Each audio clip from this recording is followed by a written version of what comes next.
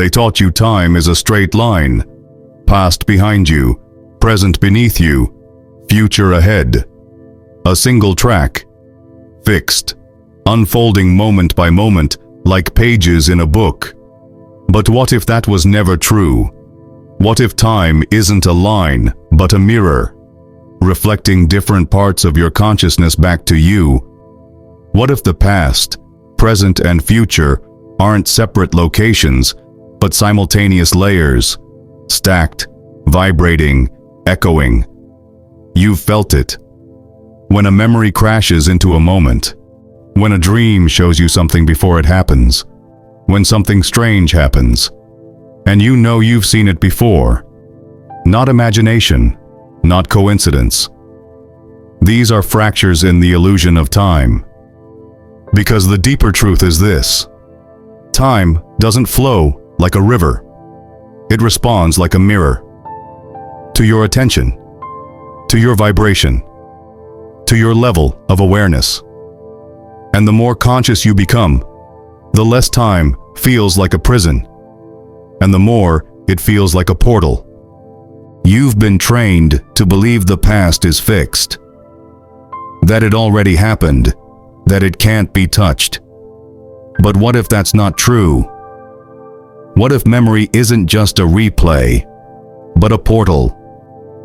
When you revisit a memory with new awareness, you're not just remembering, you're rewriting.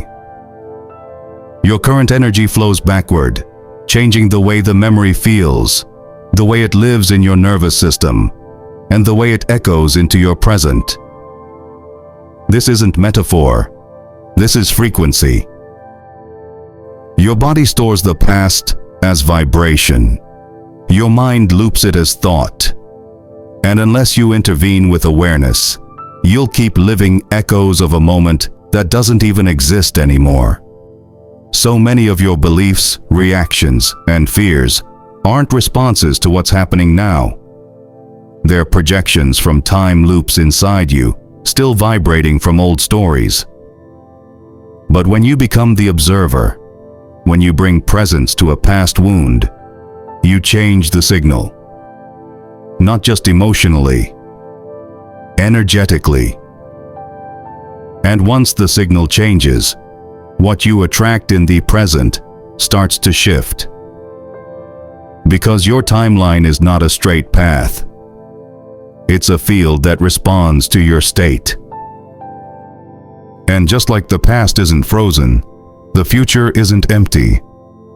We've been conditioned to think of the future as a blank page, something we move toward, powerless to predict, shape, or touch. But here's the truth most never realize. The future is not a destination. It's a frequency. It's already here, in the form of possibility, waiting to align with your current state of being. You don't walk into the future. You tune into it. Every version of your future self already exists as a vibration, a timeline, a potential. And the you that you meet depends on the you that you are now. This is why vision is so powerful.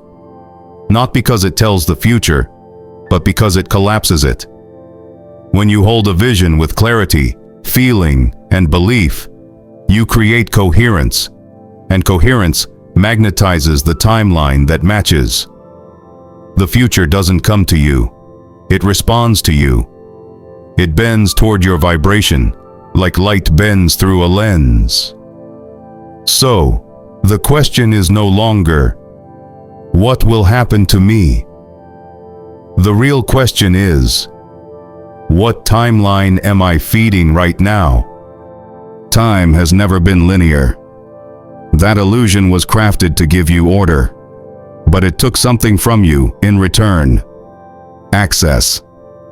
Access to the deeper layers of experience, to your multidimensional memory, to the wisdom your soul already carries across lifetimes. You are not just living one life. You are living many, right now. Not one after another, but layered, parallel, each vibrating on its own frequency. And sometimes, the bleed-through happens. a flash of insight you can't explain, an emotion that doesn't match your life, a dream that feels more real than waking up. These are not glitches. They're glimpses, moments when the veil thins and you feel the presence of another version of you moving at a different speed. The more aware you become, the more you notice that time doesn't contain you. You contain time.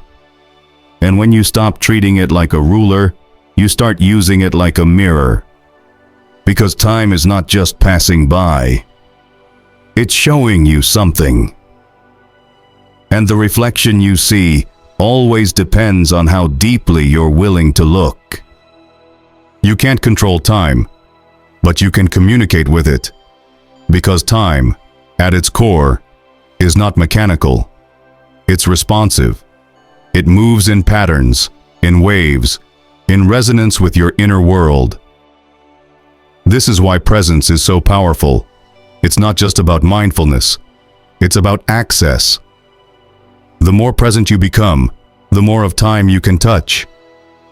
In deep stillness, you can feel the past soften. In true alignment, the future becomes fluid. And in the space between thoughts, the illusion of sequence starts to dissolve. Try this. Next time you're overwhelmed, stop, not to escape, but to listen. Feel what moment is asking for your attention. Is it an echo from the past, a ripple from the future, or something timeless trying to speak through now? This is how time reveals itself, not on clocks, but in consciousness. And the more fluently you listen, the more clearly time speaks back.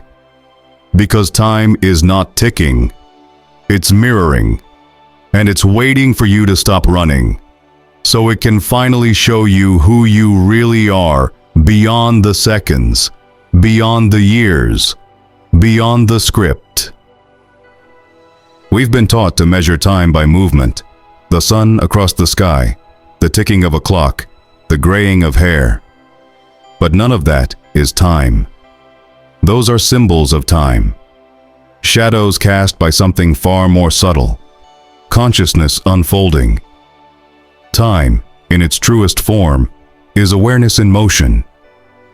And the more conscious you become, the more flexible it gets. Have you ever noticed how time stretches when you're deeply present? Or how it vanishes when you're in flow? Or how it drags when you're disconnected from yourself?